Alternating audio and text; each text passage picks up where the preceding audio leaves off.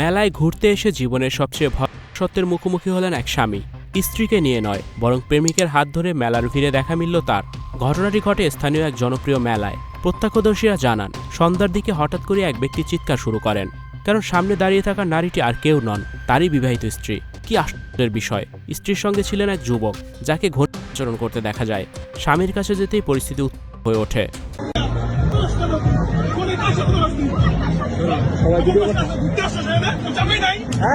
প্রথমে অস্বীকার করলেও পরে ভেঙে পড়ে সব স্বীকার করেন ওই নারী। মেলায় প্রেমিকের সঙ্গে দেখা করার পরিকল্পনা ছিল আগেই। মুহূর্তের মধ্যেই চারিদিকে ভিড় জমে যায়। কেউ ভিডিও করে, কেউ আবার উত্তেজিত হয়ে পড়ে। খবর পেয়ে ঘটনাস্থলে পৌঁছায় পুলিশ। পুলিশ জানায়, এটি পারিবারিক বিষয় হওয়ায় উভয় পক্ষকে থানায় নিয়ে আলোচনা করা হয়।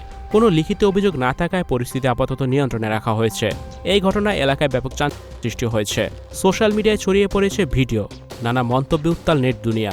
প্রশ্ন উঠছে বিশ্বাস, সম্পর্ক আর সামাজিক দায়বদ্ধতা নিয়ে।